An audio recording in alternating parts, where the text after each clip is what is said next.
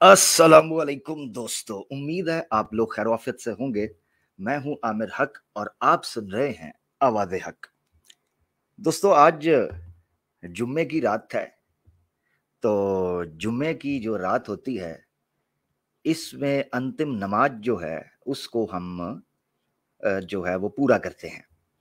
आज उसका अध्याय 5वां है जनाब। और उम्मीद है कि आप लोग बड़े जोशो खरोश के साथ, खुशी व खुजू के साथ एक्साइटेड होंगे। और आज बड़े, जैसे पिछले एपिसोड में गुप्त व्यवहार की बात की गई थी, आज कुछ गुप्त रोगों का भी हम चर्चा करेंगे और कुछ पिछले जन्म का भी चक्कर मार के आएंगे। खैर, उम्मीद है आप लोगों ने शेयर कर दिया होगा। ये प्रोग्राम इस वक्त ट्विटर के ऊपर चल रहा है, तो लिहाजा ट्विटर पे इस प्रोग्राम को रीट्वीट कर दें। इसी तरीके से ये प्रोग्राम, एक मिनट जरा, अच्छा हाँ, ये प्रोग्राम जनाब फेसबुक के ऊपर भी चल रहा है, तो लिहाजा इसको ग्रुप्स के अंदर ऐड कर दें। इसी तरीके से ये प्रोग्राम यूट्यूब पर भी है, तो ऑब्वियसली जिस जिस जगह पर आपको अच्छे अच्छे आर्या समाजी मिलते हैं, वहां वहां आप इसको पेस्ट कर आए। चाहे डिस्कॉर्ड की गुफाएं हों या कोई और छी छोरा ग्रुप हो, उस पर आप डालें। खैर, चाय की चुस्की के साथ जनाब आज का प्रोग्राम। इससे पहले कि हम पिछले प्रोग्राम के साथ लिंक जोड़ें, मैं आपको कुछ समझाना चाहता हूं। और ये बात जो इब्तदा में होने लगी है, ये मुसलमानों से मुताल्लिक है, इसलिए मुसलमान बड़े गौर से इस बात को सुने। ठीक है जी। आपको याद होगा, मैं अक्सर कहा करता हूं कि यार, मुसलमानों को इनके चैनल्स को ना देखना चाहिए क्योंकि व्यूअरशिप बढ़ती है, और ना इनके चैनल्स पर जाना चाहिए एज कॉलर्स, क्योंकि वहां पर ये इनके नाम के ऊपर धंधा भी करते हैं और ऑडियंस भी इकट्ठी करते हैं, और फिर ये हीरो बनते हैं नेशनल टीवी पर जाकर और बड़े बड़े चैनल्स पर जाकर हीरो बनते हैं कि जनाब हमें तो देखो जनाब, इतनी फतह और इतनी फेम हासिल हो गई। मजे की बात यह है कि उस फेम के अंदर उन मुस्लिम कॉलर्स का कंट्रीब्यूशन और क्रेडिट भी है जो इन एक्स मुस्लिम्स के चैनल्स के ऊपर जाकर वहां पर डेढ़ शणापंती करते हैं। ठीक है जी। और बात भी नहीं पूरी तरह कर पाते, ना वो करने देते हैं, ना समझा पाते हैं क्योंकि उनका मकसद ही समझना नहीं है। यार, एक बंदे ने अगर समझना है तो उसको तो जवाबात बड़ी जगहों से मिल जाएंगे। वो चैनल खोल के बैठेगा, कॉलर्स लेगा, सुपर चैट इकट्ठी करेगा, गाली गलोच करेगा, तमाशबीन करेगा। उसको चाहिए क्या? उसको जो चाहिए वो तो आप दे रहे हैं। खैर, मैं लंबी नहीं खींचूंगा बात। रिसेंटली एक पॉडकास्ट हुई है, उस पॉडकास्ट का लंबा जो है वो उसका टाइम है करीबन 1.5 घंटे की। मगर उस पॉडकास्ट के अंदर एक इंपॉर्टेंट चीज है जो मुस्लिम कम्युनिटी को बताना बड़ी जरूरी है, खासतौर पर सोशल मीडिया के हवाले से। तो ये समझाना बड़ा जरूरी है, तो इसलिए तवज्जो मेरी तरफ करिएगा। अब ये जरा देखें, आपने ऑडियो सुनी है, मैं आपको सुनाता हूं। एक्स मुस्लिम साहिल, आप जानते हैं, बहुत बड़ा हीरो जनाब बना हुआ है। हाँ जी, सुपरमैन उसने लगाया हुआ है अपने लोगों के ऊपर, और एक नया देवता और नई मूर्ति सनातनियों की बनकर वो सामने आया है। नेशनल टीवी पर बुलाया जाता है, पॉडकास्ट करवाई जा रही हैं जैसे को पता नहीं बहुत बड़ा कोई माइंड है, कोई मेगा माइंड है, को उसने जनाब जो है ना वो रॉकेट इजाद किया है, उसको पॉडकास्ट के ऊपर बुलाकर उससे चर्चा करवाई जा रही है। अब उस चर्चा के अंदर अपने फेम, अपनी पॉपुलैरिटी, अपनी ऑडियंस और अपनी व्यूअरशिप के हवाले से वो क्या कहता है, आज जरा मुसलमान सुन लें। और अगर कोई ऐसा मुसलमान सुन रहा है जो इनके चैनल्स पर जाता है, वो अपनी हैसियत, अपनी जगह भी सुन ले कि वो किस जगह के ऊपर खड़ा है और वो इस्लाम का फायदा कर रहा है या नुकसान कर रहा है। ये ऑडियो सुन के उसको पता चल जाएगा। ठीक है ना जी। ये जरा सुनिएगा, ये चंद सेकंड्स की ऑडियो है, जरा सुनिए। 30-40 लोग देखना स्टार्ट किए। एक्स मुस्लिम साहिल कह रहा है कि मैंने जब स्टार्ट किया तो मुझे 30-40 लोग स्टार्ट हुए देखने के लिए। ठीक है, यहां से बात शुरू हो रही है। अब जरा सुनिएगा कि किस जगह पर आप खड़े हैं, वो मुसलमान जो एज अ कॉलर वहां पर जाते हैं। जरा सुनिए। 30-40 लोग देखना स्टार्ट किए। 30-40 लोग केवल केवल 30, 40, 50। उसके बाद फिर वो, अच्छा मैंने एक चीज रखी थी, पॉलिसी रखी थी मेरे चैनल पे कि मैं सिर्फ मुस्लिमों से ही बात करूंगा। मैंने एक पॉलिसी रखी थी कि मैं सिर्फ मोमिनों से, मुस्लिम से बात करूंगा। ठीक है जी। और उसका क्या रिजल्ट निकला? हमारे कुछ चपड़ गंजू, ठीक है ना जी, वो वहां पहुंच गए। उसका नतीजा क्या निकला, अगर आगे चेक कीजिएगा। नॉन मोमिनों से मैं बात नहीं करूंगा, उनको इस्लाम के बारे में सवाल उठाने इस चैनल पे नहीं दूंगा। तो ये जो कॉन्सेप्ट था मेरा कि सिर्फ मुस्लिमों से बात करना है, ये लोगों को काफी पसंद आया। लोगों को बहुत पसंद आया। किनको किनको?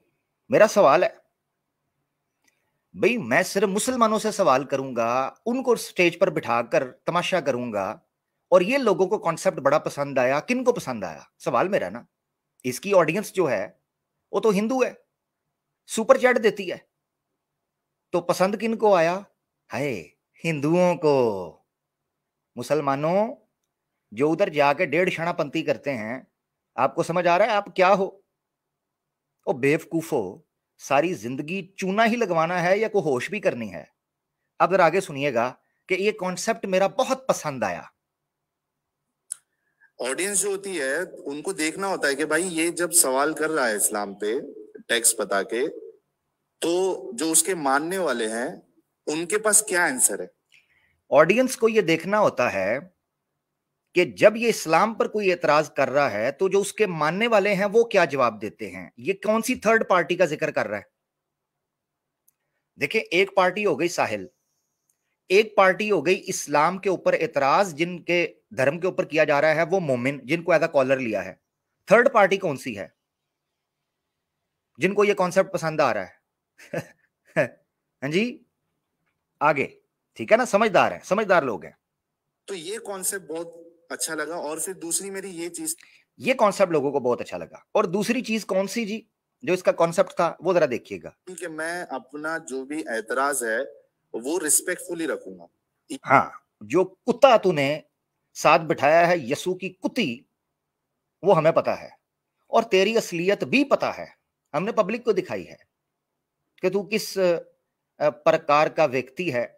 हमने बेटा तुम्हारे प्रकार से तुम्हारी सारी चीजें निकाल दी हैं। आगे चलो जी। अंडरस्टैंडिंग मतलब एकदम आसान लैंग्वेज में और रिस्पेक्टफुली रखूंगा। तो मैंने वो स्टार्ट किया। वो जो फर्स्ट लाइव स्ट्रीम हुई उसमें मोमिन आए। चेक किया ये दोबारा गौर से? मैं इसलिए बीच में रोक के दोबारा आपका फोकस करवाता हूं क्या, ताकि आप कंसंट्रेट रखें, कंसंट्रेशन रहे आपकी। वो कह रहा है जब पहली स्ट्रीम की तो मोमिन कॉलर्स आए। आगे सुने। उसमें बहुत अच्छा डिस्कशन चला, फिर लोगों को पसंद आने लगा, काफी लोगों को पसंद आने लगा।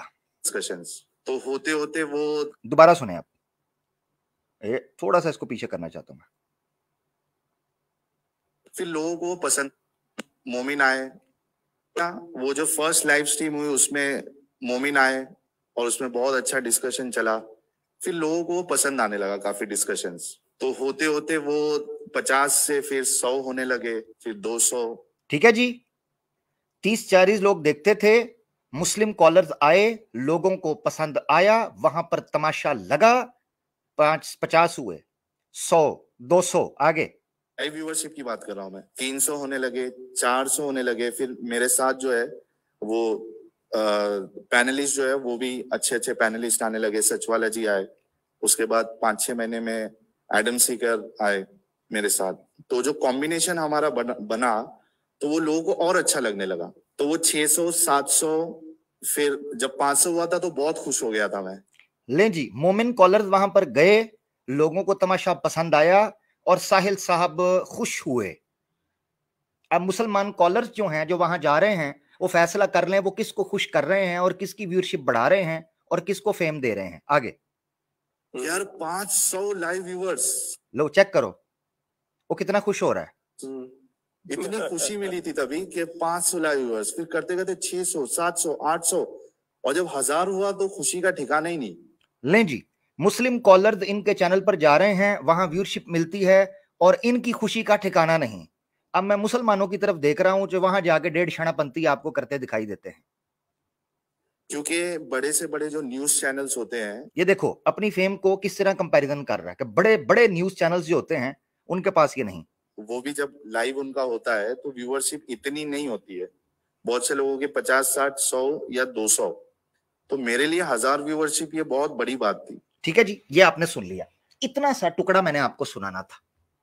अब उन लोगों को समझ आ जाना चाहिए कि जो वहां जाकर डेढ़ शानापंती करते हुए अपने ताई इस्लाम का डिफेंस वहां पर जाकर कर रहे हैं, ठीक है जी, वो किसको फेम दे रहे हैं, किसको सुपर चैटें दिलवा रहे हैं, किसको हीरो बना रहे हैं, किसको बड़ा बना रहे हैं, उनके लिए समझना मेरे ख्याल से हुज्जत तमाम हो गई है इन्हीं की जगह से कि वो क्यों कर रहे हैं। अब आपको कई स्ट्रीम्स नजर आएंगी, उनके नीचे लिंक देकर कहा जाएगा मोमिन ओनली, मुस्लिम्स ओनली।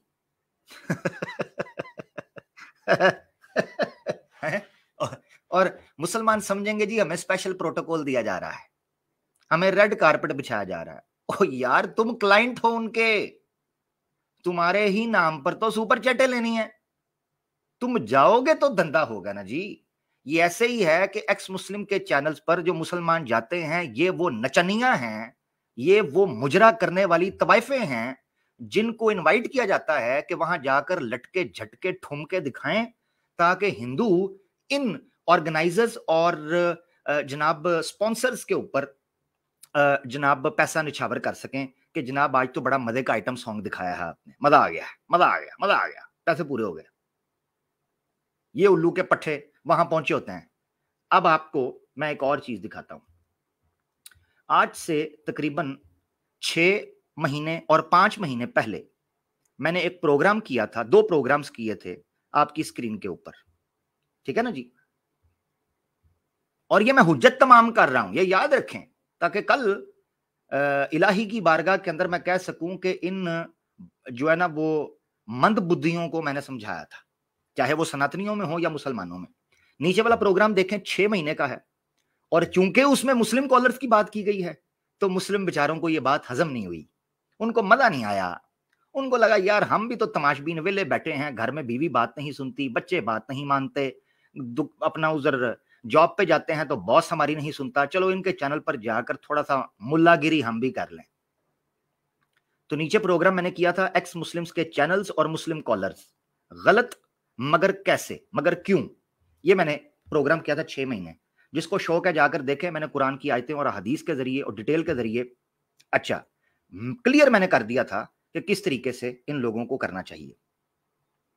ऊपर वाला प्रोग्राम जो है वो 5 महीने का है, उसको देखें, वो चूंकि हिंदुओं की क्लास लग रही है तो इसलिए ज्यादा लोगों ने देखा है, हालांकि चाहिए ये था कि मुसलमान नीचे वाले प्रोग्राम को ज्यादा देखते, ठीक है ना जी। और मैं एक्सपेक्ट कर रहा हूं कि मुझे ज्यादा मुसलमान ही देखते होंगे ऑब्वियसली, उन्हीं के मतलब की कह रहा हूं, जुबान मेरी है बात उनकी, उन्हीं की महफिल सवारता हूं, चराग मेरा है रात।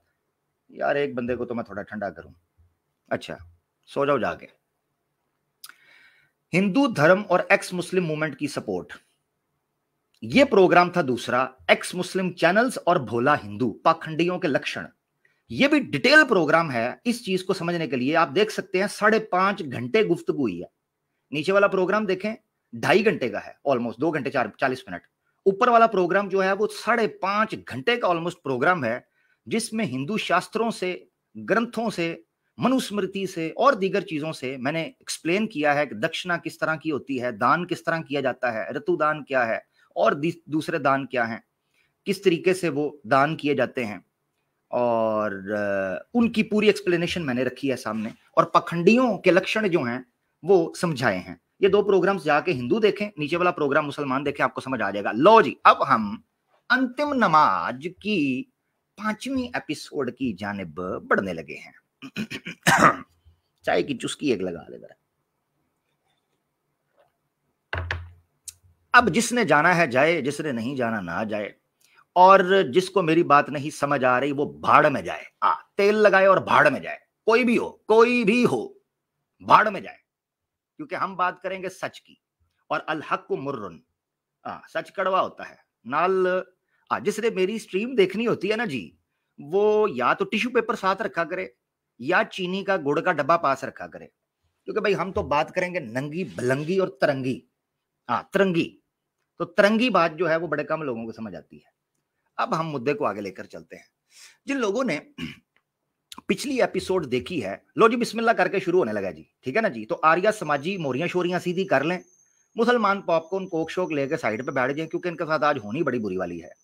थोड़ा तसल्ली से एक ही मुद्दे को मैंने डिस्कस करना है, बड़ा मुख्तसर, बड़ा ब्रीफली एक ही मुद्दा चलेगा, डिफरेंट एंगल से उसको समझेंगे और फिर जो भी चीजें आगे आती जाएंगी वो करते चले जाएंगे।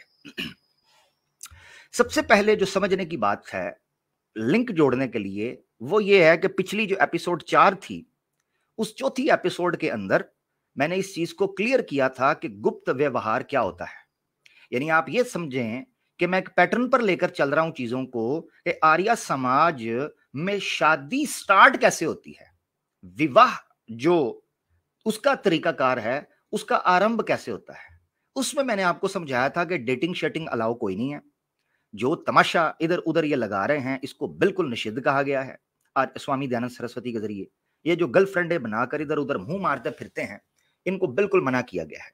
और मुस्लिम महिलाओं को मैंने कहा था कि जो भगवा लव ट्रैप के जरिए हिंदू आपको फंसा रहे हैं, ये ज्यादातर आरएसएस के जो पिल्ले हैं, जर खरीद टट्टू और आर्या समाज के कुत्ते, ठीक है।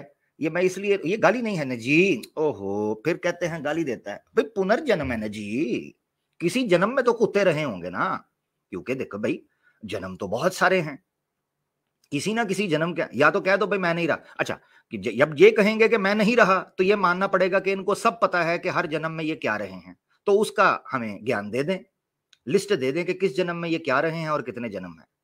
और अगर इनको भी नहीं पता तो हम कह सकते हैं, अनुमान कर सकते हैं, हनुमान की तरह आप भी किसी जन्म में बंदर रहे होंगे और कुत्ते भी रहे होंगे।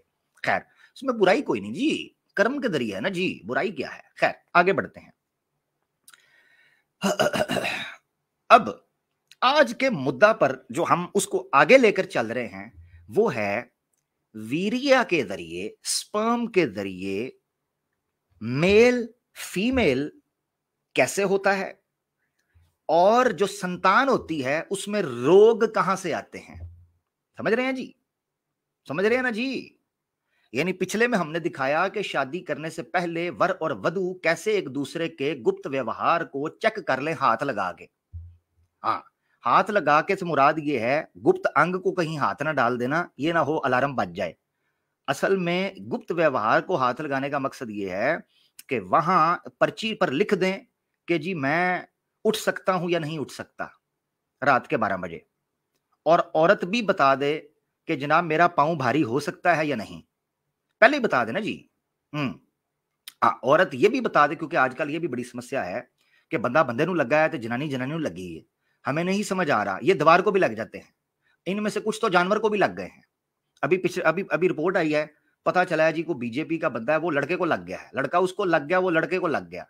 इनका कुछ पता नहीं चल रहा, इनके देवी देवता भी एक दूसरे को लगे रहे, शिव जी विष्णु जी की टांगे उठा लेते हैं, विष्णु जी जो है ना वो किसी जो है ना और की टांगे यानी ये टांगे उठाने का इनके अंदर जो व्यवहार है वो बहुत ज्यादा है। तो इसीलिए समझ नहीं आता किसकी टांग किसके कंधे पर है और किसका हाथ किसकी छाती पर है, इसको समझना बड़ी दुर्घटना है इस वक्त। मैं कोशिश तो बड़ी कर रहा हूं कि किसी तरीके समझ पाऊं, मगर दिक्कत बड़ी है। खैर अब जो जो अंग जिस जिस जगह पर मुझे मिला उस प्रकार मैं आपके सामने रखता चला जाऊंगा शास्त्रों के अनुसार। आगे बढ़ते हैं। तो आज हम गुप्त व्यवहार से निकलकर गुप्त रोग की जानिब गामजन हैं और बढ़ रहे हैं। सबसे पहले यह जान लें कि आर्या समाजी भी पौराणिक की तरह इस बड़े चमत्कार को मानते हैं कि अवागुण तनासुख या पुनर्जन्म ये होता है।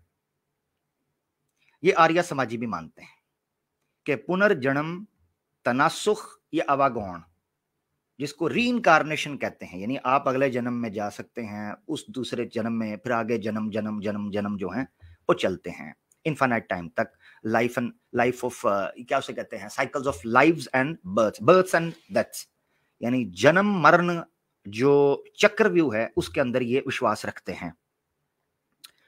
सवाल ये उठता था कि कई ऐसे सवाल हैं, बड़े गौर से सुनिएगा, गंभीरता से इस चीज को लीजिएगा जो मैं अभी आपके सामने मुद्दा रखने लगा हूं, क्योंकि मैंने फिर आगे रेफरेंसेस रखने हैं बड़ी तेजी से। सवाल ये उठता था कि पिछले जन्म में अगर कोई पाप और पुण्य किया है, क्या उसका इस जन्म के ऊपर इफेक्ट पड़ता है। तो स्वामी दयानंद सरस्वती जो है, उन्होंने बिल्कुल खुलकर कहा, मेरी आवाज तो आ रही है ना? बिल्कुल, हाँ, बता दीजिएगा अगर आवाज कहीं जाए तो, जज़ाकल्लाह। और अगर कोई टीटो पार्टी कर रहा है तो उसको साइड पे कर दीजिएगा, क्योंकि बीच में 1.5 क्षण भी आ जाते हैं। हाँ, तो अगर किसी को नहीं आ रही, अपना मोबाइल चेक करे, हेडफोन्स चेक करे, और अगर आवाज आ रही है तो उसकी तरफ तवज्जो रखें। अब वापस आते हैं जी।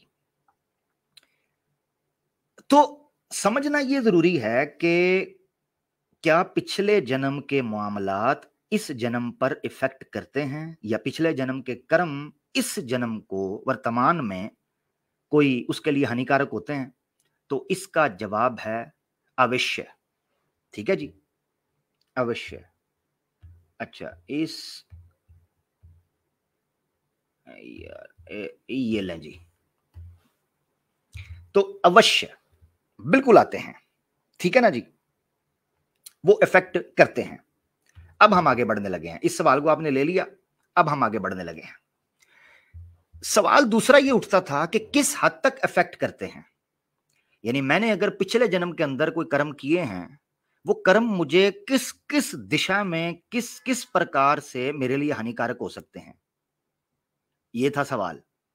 आपको मजे की बात बताऊं, मजे की बात बताऊं और चमत्कार की बात बताऊं कि स्वामी दयानंद सरस्वती साहब ये फरमाते हैं कि पिछले जन्म के किए हुए कांड फैसला करते हैं कि वर्तमान यानी इस जन्म के अंदर आप लड़का होंगे, लड़की होंगे। नंबर 1, समझ आइए आपको? ये साइंटिफिक रिलीजियन आपको समझ आ गया है? पिछले जन्म में किए हुए कांड फैसला करेंगे कि इस जन्म के अंदर आप लड़का होंगे या लड़की होंगे। या तो यानी साइंस जो, और आपको याद है कि मैंने पिछला एक रेफरेंस दिया था जिसमें स्वामी दयानंद सरस्वती साहब ने यजुर्वेद से विज्ञान का कोई ज्ञान फूंका था भंग पीकर, और कहा था जी मूत्र, ईश्वर कहता है कि मूत्र और वीर्या में फर्क मुझे तब पता चला कि जब मैंने मनुष्य को देखा कि अपनी मधुबाला की तरफ गया और राल टपकाने के बाद, रास्ता बदलकर राल टपकाने के बाद मैंने ये चीज देखी कि जनाब मूत्र जो है वो तो किसी और जगह पर निकलता है और वीर्या किसी और जगह पर निकलता है। इससे जाना जाता है कि वीर्या और मूत्र का स्थान भिन्न पर, अलग अलग है, अलग अलग जगह पर है। वाह भाई ईश्वर, वेद के और स्वामी दयानंद के, तेरे सदके, तेरे ज्ञान पे सदके। तो एक तो ये था। अब नया टोपी ड्रामा आया है, वो टोपी ड्रामा ये कहता है कि पिछला जन्म फैसला करेगा कि इस जन्म में तुम लड़की होगे या लड़का होगे। मुझे पता है आपको यकीन नहीं हो रहा, आगे बढ़ते हैं, मगर दूसरी चीज भी ले लें क्योंकि आज हमने इन्हीं 2 विषयों पर बात करनी है। यह मैं बताता चलूं कि मेरा इरादा है कि मैं आगे पूरी एक एपिसोड करूंगा जो इस चीज को डिस्कस करेगी कि अवागौन, तनासुख या पुनर्जन्म का जो इशू है, रीइंकार्नेशन का, क्या ये लॉजिकली, रैशनली, साइंटिफिकली किसी बुनियाद पर खड़ा होता है या नहीं। ये तो मैं क्लियर करूंगा किसी और टॉपिक पे। आज मैंने ये वीर्या के इशू को सामने रखते हुए जो ड्रामेबाजी हुई है उसको रखना चाहता हूं। तो आगे बढ़ते हैं। दूसरी चीज जो समझने की है, एक तो मेल और फीमेल जेंडर स्पेसिफिकेशन आ गई, वो पुनर्जन्म बताएगा, यार पिछले जन्म के काम बताएंगे कि मेल या होगा या फीमेल, एक तो ये समझ आ गई। दूसरा पॉइंट समझ लें कि वो मेल या फीमेल बच्चा या वो संतान या वो बच्चे जो किसी विवाह के नतीजे में पैदा होंगे या दुनिया में कोई भी बच्चा पैदा होगा, उस बच्चे में कोई गुप्त रोग हो या कोई जाहिरी बीमारी हो, मिसाल के तौर पर डिसेबल है, हैंडीकैप है, मिसाल के तौर पर एक बच्चा पैदा होता है वो बाय बर्थ ब्लाइंड है, इसी तरीके से हैंडीकैप्ड है, उसका सर जुड़ गया है या हाथ पांव जुड़े हुए हैं, ठीक है, या उसका कोई अंग जो है उपंग है, ठीक है, उपंग बीमार है, ये सारी चीजें फैसला करेंगी पिछले जन्म से। अब आपको समझ आ गई? 2 चीजें हैं, लिख के रख लें, जिनको समझना है वो लिख लें। नंबर 1 मेल और फीमेल का पता चलना, और नंबर 2 वो सेहतमंद होगा या बीमार होगा, इसका फैसला पिछला जन्म करेगा। अब हम आगे बढ़ने लगे हैं इस सारी डिटेल के बाद। तो शुरू करते हैं। सबसे पहले स्वामी दयानंद सरस्वती ने ऋग्वेद आदिभाष्य भूमिका के अंदर क्या लिखा है। जिसको ओरिजिनल चाहिए हो मुझे बता दीजिएगा, मैं किताब खोल लूंगा, आपके सामने है। ऋग्वेद आदिभाष्य भूमिका के अंदर स्वामी दयानंद सरस्वती साहब सफा 170 पर जहां पर पुनर्विवाह विषय के ऊपर बात कर रहे हैं, उसके आखिरी प्रश्न का उत्तर देते हुए वो कहते हैं कि ज्ञान, और यहां पर उन्होंने लॉजिकल आर्ग्यूमेंट दिया है, इस लॉजिकल आर्ग्यूमेंट से हम बेस पकड़ेंगे, ठीक है। उन्होंने कहा है उत्तर देते हुए कि ज्ञान जो है वो 2 प्रकार का होता है, एक प्रत्यक्ष और दूसरा होता है अनुमानादि।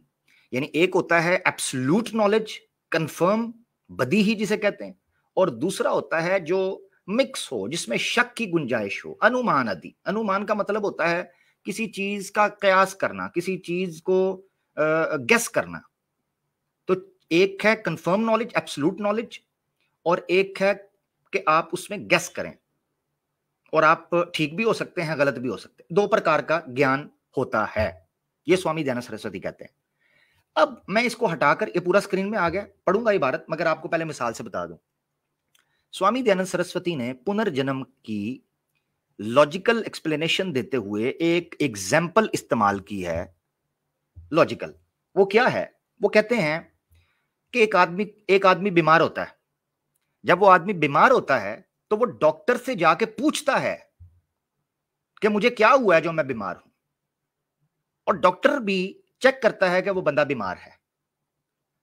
तो वो कहते हैं दोनों को इस चीज का ज्ञान होता है, डॉक्टर को भी और मरीज को भी, पेशेंट को भी, कि मैं बीमार हूं। डॉक्टर को पता होता है ये बीमार है, पेशेंट को भी पता होता है ये बीमार है, मगर पेशेंट को चूंकि नॉलेज नहीं होता, उसको उसका कारण नहीं पता होता, यानी वो डायग्नोज नहीं कर सकता, या उसके पीछे कारण जो है वो नहीं बता पाता एग्जैक्ट, ठीक ठीक। मगर डॉक्टर बता देता है कि आपको फूड पॉइजन हुआ है, या आपकी शुगर बढ़ गई है, या आपका बीपी लो है, या आपको हेडेक हो रही है, या कहीं कहीं कुछ भी मसला है, या आपका कोलेस्ट्रॉल बढ़ गया। ये सारी बीमारियां वो डॉक्टर डायग्नोज करके बताता है, मगर इस चीज में वो कंफर्म होते हैं कि वो बंदा बीमार है। स्वामी दयानंद ने पता क्या दलील पकड़ी है?